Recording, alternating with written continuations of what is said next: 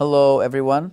Welcome to another episode of our show, Pop Culture, where we discuss different cultural issues that are creeping in our community. We try and dissect them and shed some light on those issues. Today, we're going to discuss the popular and famous issue of Friends. To start off, we went downtown Toronto, to ask some people some questions on their thoughts on friends and friendships. Let's have a look.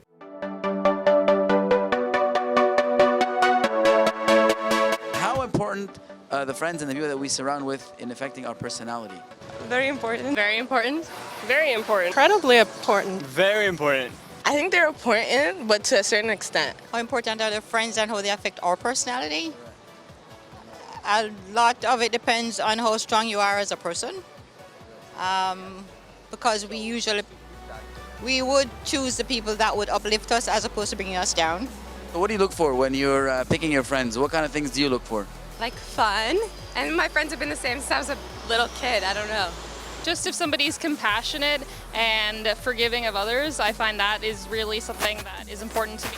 And sincerity is another big one, that if somebody is sincere, I find that very compelling. I look for people that make me better, and I look for people that have similar interests and passions as me. I look for real people like me. I'm really not a big fan of fake people. I would say that, yeah. I look for someone who's honest, who's someone who's going to tell me like it is. I don't want anyone who's going to, be fake or pretend with me. Someone, I suppose, with similar values, and also someone that helps challenge your values and helps to make you grow as a person. I look for people that know me, that understand me, basically. If they're caring, compassionate, if they have similar interests. What kind of things do you avoid in friendships? I definitely avoid people that bring me down or have negative energy, because brings down my mojo. I avoid rude people. I can't stand them. So yeah, that would be number one. Cattiness, if friends are always talking about other people, that's not interesting to me. Judgmental people. How do you think the people that we surround with, how does that impact our personalities? In many ways, it could be the choices that we make every day. It could be what kind of people we strive to be. Because sometimes if you hang with the wrong crowd, then you go on a different path. But if you're with people who are good and wholesome, then you will strive to be like them. You will strive to have those values in your life. If you have a friend who's not very positive, it can definitely impact how you feel after you hang out with them. Sometimes you'll feel more negative after the experience. You want to have positive people who kind of build you up and have similar life ethics that you do. I think it really impacts your personality. I think who you are is is dependent on who your friends are, and so it's really important to pick good friends.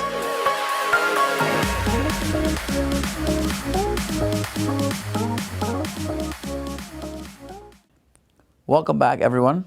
Those were just the interviews downtown about friendships. And we see the rising trend and the increasing pattern, all of us trying to get more and more friends and acquire more and more friendships, become more popular and very resourceful. And it's a trick because we're all trying, it kind of occupies us and keeps us all busy.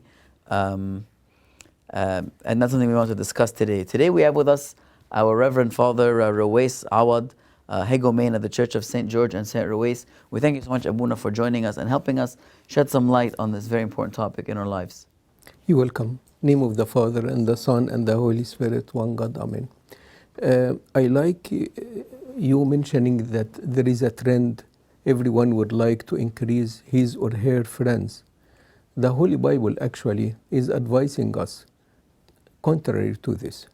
If you read Proverbs 18:24, it said, "A man who has friends," he meant many friends, "may come to ruin, but there is a friend who sticks closer than a brother." And this, if you think about it logically, if I have too many friends and I am busy with each one, texting and phoning and responding and emailing and chatting, what is the time left for me to do something beneficial in my spiritual life or my study or my work? It doesn't make sense. So the Holy Bible is very practical and very good in this, in saying, aiming at many friends. We don't mean isolation either, but we mean everything supposed to be in moderation, very small number of friends, quality type of friends, so that I can proceed with my life, having various priorities. I cannot lose all the time with so many friends. But the verse is also emphasizing that we have the Lord Christ. Ultimately, we're supposed to train ourselves to become friends with Him, and He is the only or the main friend with us. Excellent. Okay, well, now you said if we have a lot of friends or a lot of people in our lives, how can we maybe classify or maybe even group them so I kind of know who's what or where is where?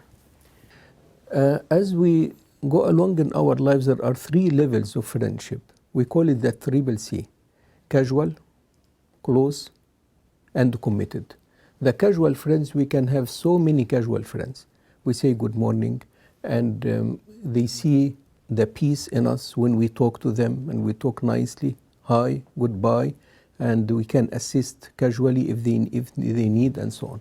And there is higher or deeper level, the close friendship, when we can take lunch with someone or dinner with someone or chat briefly with someone. That's a close friendship. There is an even deeper one, which is a committed friendship. Someone whom I can share my worries if I have a problem to share, or if I am decorating my house, getting ready for a birthday party, he or she can come to decorate the house with me to that extent.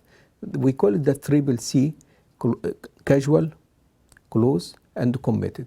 And we're supposed to be very careful with the 2 last levels of friendship, the close and the committed. The casual, we can have so many friends, but the other 2, we have to be quite careful. Excellent. Now, we were, as you, Reverend, saw in the interviews downtown, everybody is trying to kind of, many friends and everything like that. Let's say I am not selective and everybody is okay to be my friend and I befriend everyone easily. What are some of the negative effects that a bad friendship can have in my life? Everyone knows that friends will affect the individual, like it or not. Someone will say, I'm so strong, my friends cannot affect me. You like it or not, psychologically, they will affect you. So you have to be careful and choosy when it comes to friendship. The popular verse, it said in 1 Corinthians chapter 15, verse 33, it said, evil company corrupts good habits. So if you had a bad friend, he will negatively affect your spiritual life and your behavior in everything you do. Evil company corrupts good habits. This is why the Holy Bible, in addition to advising of the importance of being so choosy with friends, it's also advising, if you have a bad friend, try to cut him or her soon.